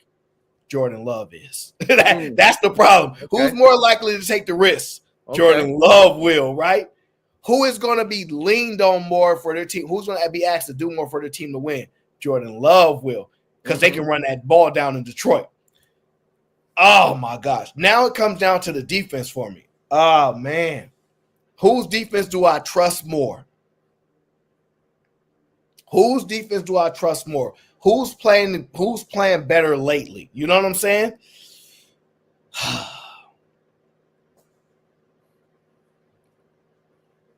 I am going to go with my first mind. And I am going to not pick because you pick Green Bay, which, irritates me. I am going to go with the Detroit Lions. And I am going to take the Detroit Lions to win by 14. Whoa. Yeah. By 14? Well, no, correction, 10 points. Because I think they're going to win convincingly. Obviously, I'm not trying to get exact numbers. I'm just giving – I think they're going to win by 10 points because I think they're going to win touchdown, maybe a fig or something. I don't think it's going to come down to the last pass. But it's so hard calling these games, man. It's so hard calling these games. I hate these division games. But I'm going to take the Detroit Lions 27-20. No, I'm not 10 points, 27-20. I'm sorry. 27-20. I haven't won by a touchdown. 27. I think it's going to be an explosive game, and I just have a strange eye test to it. Like I said, I watched Detroit a couple of games as of recently. I didn't see nothing impressive to me. I didn't see nothing impressive by Goff. I see Green Bay really toughening out and they figuring things out. I remember a team before that was like that, and they record doesn't show how good they actually playing. And when teams start to figure things out, that's when they get scared. December is really when you can start paying attention to a football team. That's when you know they really got it together. All that, it looks great. Their record is awesome. They being coached very well. They only had like one close game. And so if Green Bay is able to keep it close, I think it's going to really show their testament. And I just have a strange feeling that Green Bay really wants this game. I think teams that are really going after these big teams now because they know how much pressure it is to keep that top spot, to keep that that armor on, to make it seem like they don't have no chink in their armor. And this is why I think Green Bay is going to go at them a little bit harder, a little bit more aggressive. And I just like the Green Bay's defense. I think Green Bay's defense played tougher offenses versus than Detroit defense playing tough offense. And I don't believe Detroit's defense been tested like that. And so with that being said, that's why I'm going with Green Bay. I just think they just are younger, faster than what the Detroit Lions defense is showing. On paper, I mean, like, it's hard to deny Detroit Lions, to be honest. However, my eyes doesn't say that they what they are. It doesn't. I don't see it. Remember, they beat Green Bay earlier this year. And I think it's really tough to go against Detroit this year, to be honest. Everything's looking solid. They scoring off the chain. Like, they scoring is ridiculous. I mean, like, how many points did they score this year? Over 300 points? Probably altogether. Like, they absolutely ridiculous this year. How many total yards they got? Probably 5,000 already. But the thing that worries me is what about the Russian defense? What is Green Bay on the Russian defense? Let me see. Because I believe the majority of Detroit's touchdowns is passing touchdowns. And so I think that's another thing that concerns me for Detroit. Since, like how you said earlier, hey, homeboy's playing good on the other side of that ball. He's knocking things down. He's getting tackles. He's getting interceptions. He's doing everything. You just see his name pop up. When you watch that game, it's just you see his jersey all over the place. He's all over the goddamn field. And with them depending on Jared Goff to pass so much and to depend on Jared Goff to score their touchdowns so much, I want to give Detroit the edge. Because I just don't believe at this moment. They're going to have to make me a believer tomorrow night. I'll tell you that much. As of right now, I'm not buying on Detroit Lions.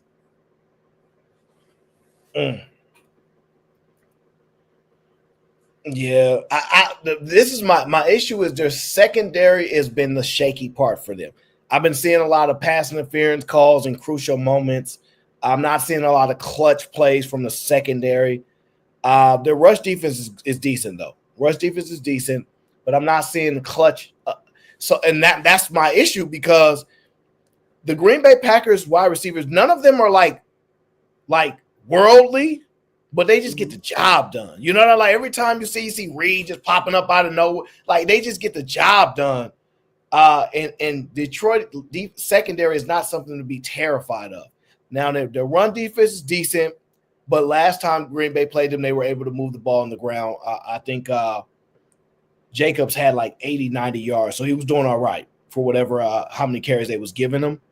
But the second meeting, we got both teams making adjustments.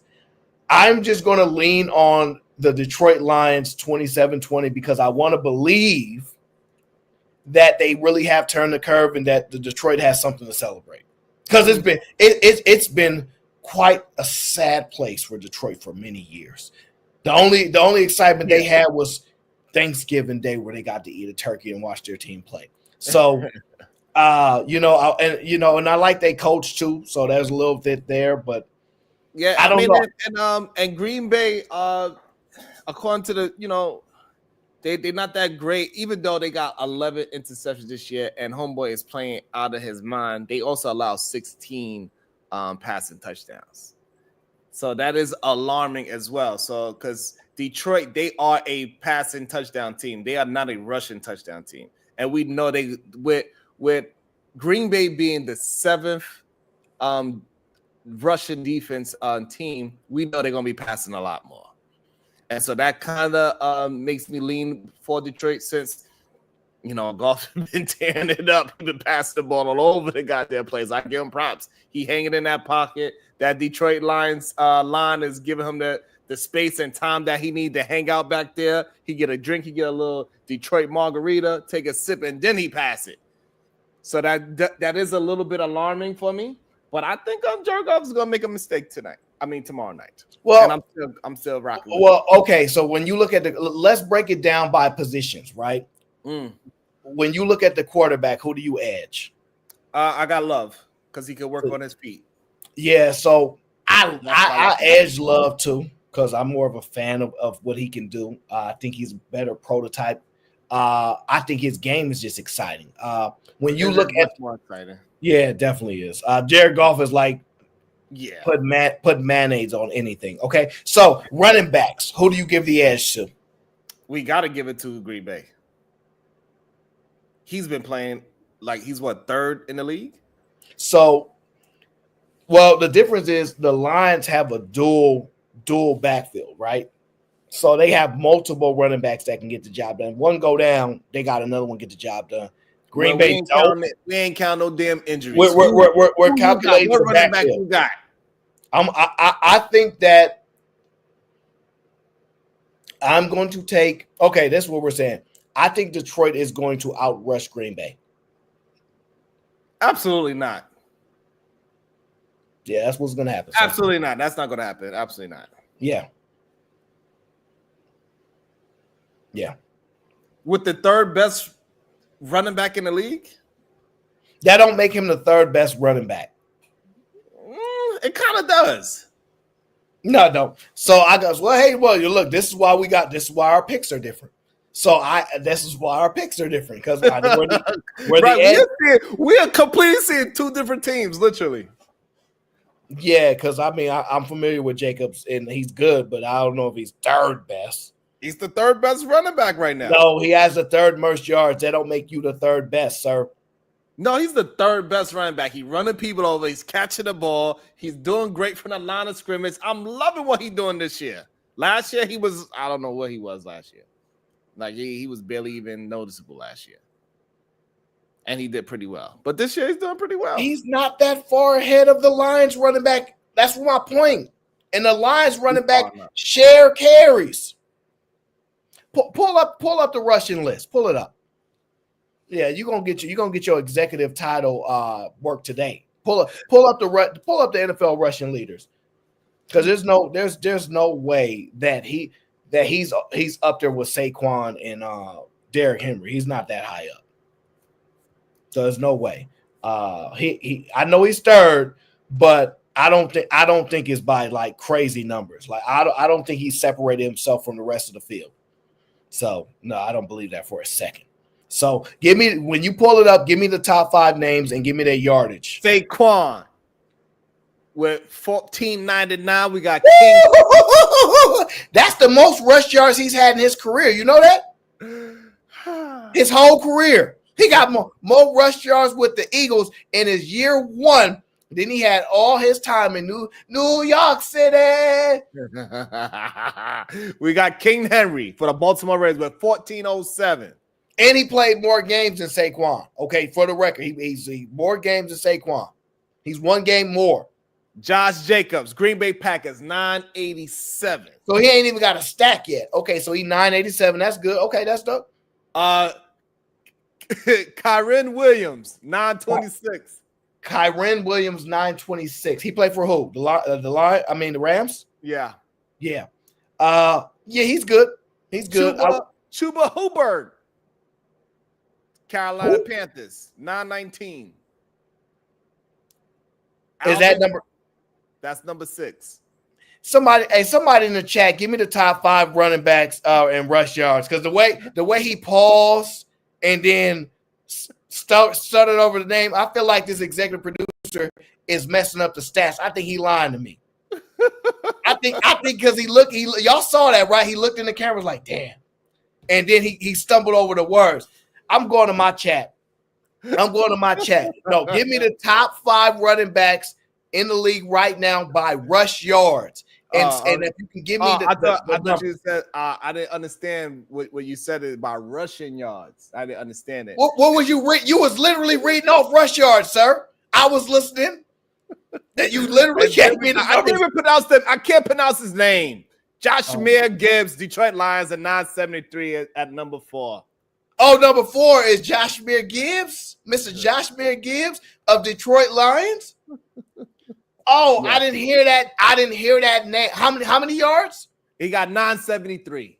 Let me write that down. 973. And how many yards does Mr. Jacobs have? I think 1,400. Let me check. Oh, no. He ain't got no 1,400. You better stop playing. He got 1,000. Stop lying.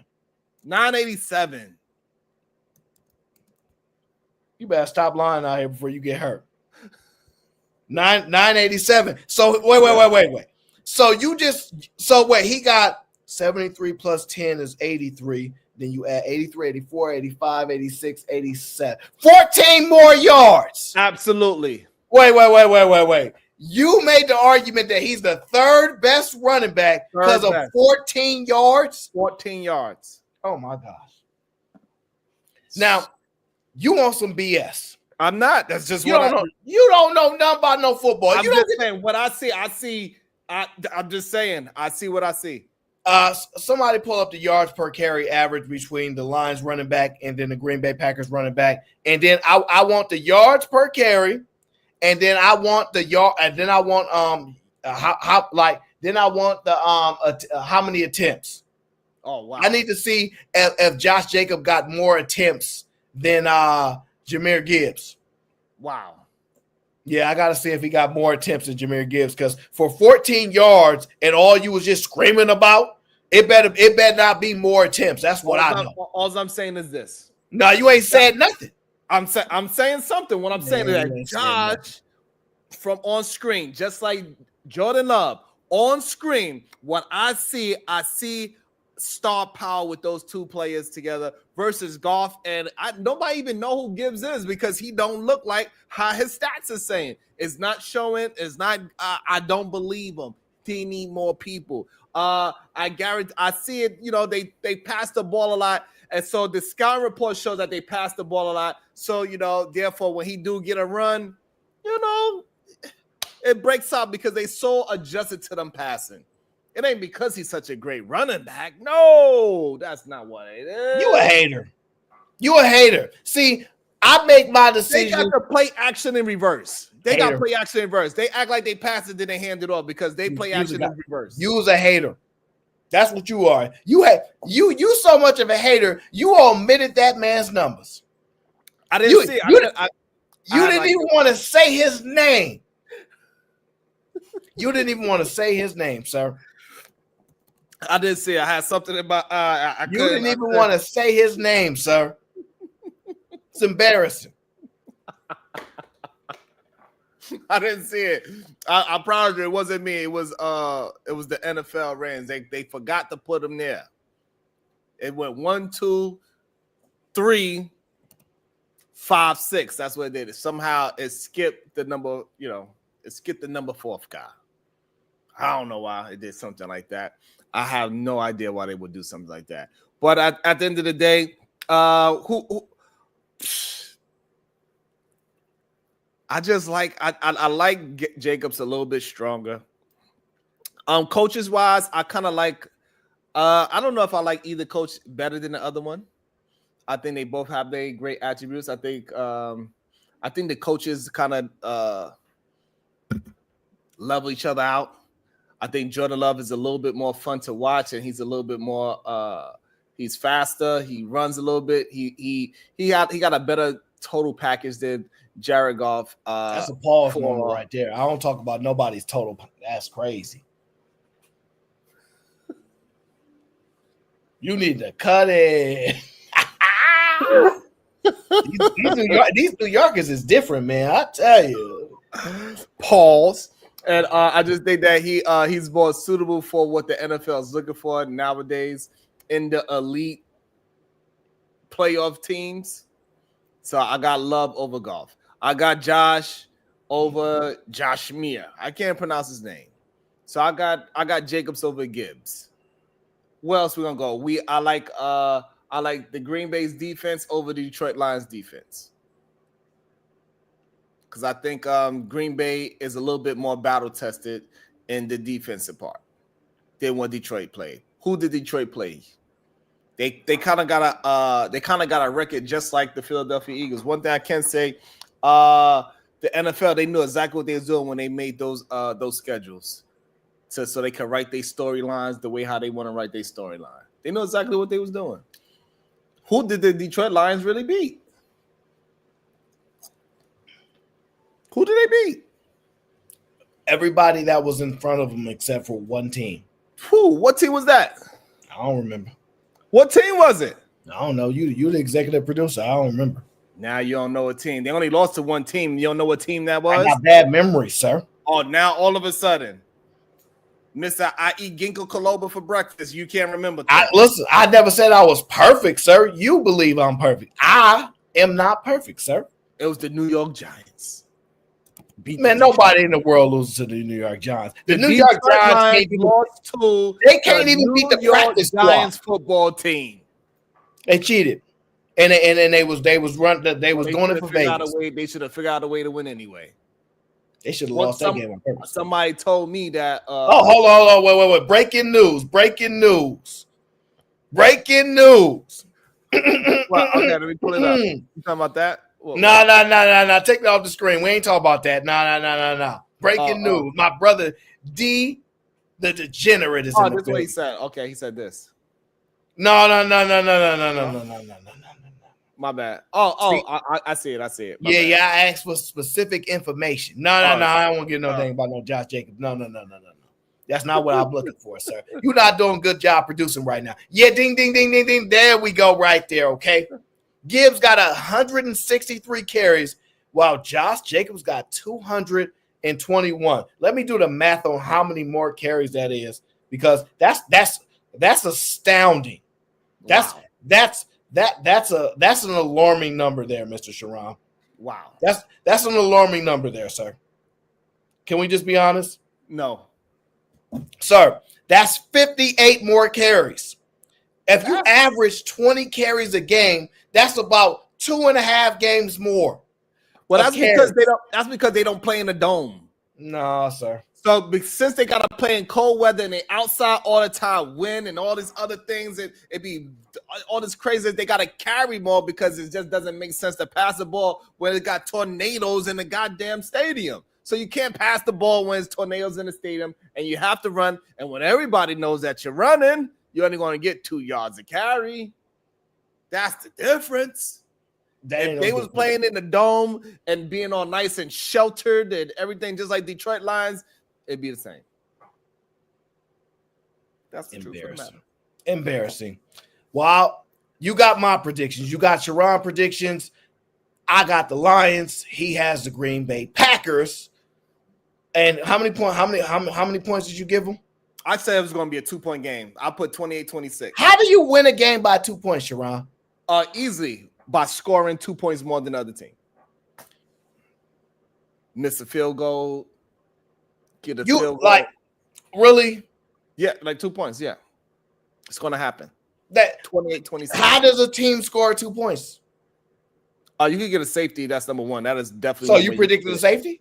No, I'm not predicting the So safety. then where But the I 2 am points predicting that coming we're going to from? win by 2 points. That's what I am going to predict. You predicting 2 points, but you're not predicting the safety, which creates 2 points. Correct. Can you win? I don't understand. It happens. Sharon Bracey. Mathematically, I've seen it happen all the time. Teams win by 2 points all the time. You know, you get it 6 points here. You miss a extra point there. Are you predicting a mix? Are you predicting a mix? What are you predicting? A miss extra point? You might go for 2 points. It's a whole plethora of things how you could win by 2 points. But you ain't predicting that. You're not predicting none of that. Man, y'all New Yorkers. What I'm saying is that I believe Green Bay is going to score 28 points. And what's going to happen with the Detroit Lions, they're going to score 20. They're going to miss a field goal, and then they're going to kick 2 field goals. And it's going to be the score 26-28 Green Bay Packers. That's what I predicted. That's going to happen. Yes, because I'm best take Bracey, and that's what happens. It's just like, my vision. I just get to see it. I had a vision of love, and it was more than you given to me. I had a vision of love, whipping Detroit on Thursday night. I realized. Don't let me start singing out this mother. You know what's interesting though? Because so somebody pulled up Jalen Hurts stats and compared them to Josh Allen stats. I don't know why would they do that. It's not comparable. It's not comparable. It's not comparable. Josh Allen doesn't have AJ Brown. Josh Allen doesn't have Saquon Barkley. You put Josh Allen on the Philadelphia, come on. You put Josh Allen. Let me just ask you a question. Are you saying that if you put a quarterback from any team and put them on the team with AJ Brown, that they will just be better? No, I'm saying that you put Josh Allen. You don't get to do that. I do, because if you put Josh Allen on Philadelphia Eagles right now, forget about it. It's just ridiculous. Ooh. If you put Josh Allen on the Philadelphia Eagles and you put Jalen Hurts on the Buffalo Bills, come on. You think the Buffalo Bills would be contenders? You think the Buffalo Bills will have their quarterback would be doing MVP type numbers if Jalen Hurts was over there? No.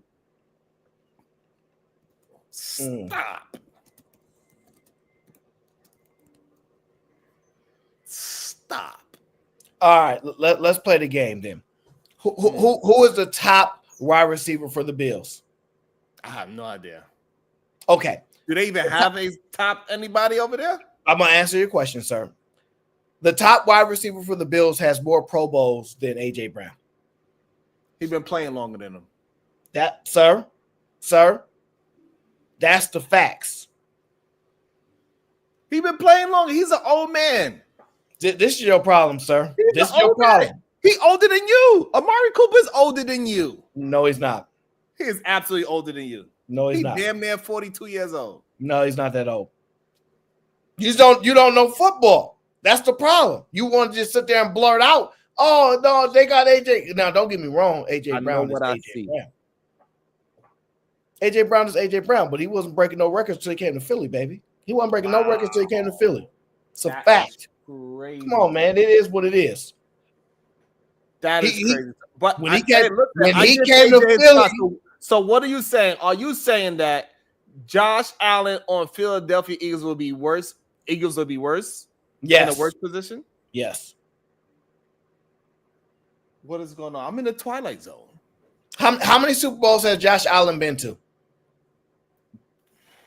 All right, then. End of story. You love stats and you love records. You love winners so much.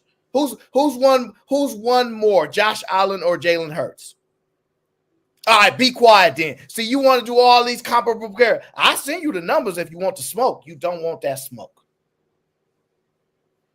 Now, maybe that's for the next show. I hope y'all enjoyed yourself. Make sure y'all hit that like and that share button. It really helps us out tremendous. We got the best sports talk show in the whole of YouTube. Make sure the numbers are going to start reflecting that. And we only could do that with y'all by y'all showing us love, putting the work in with us, hitting that like button and hitting that share button so we can get further out into the ethosphere. Until then, we'll see y'all Friday. Yeah, well, one of these days. You never know with us. Until then.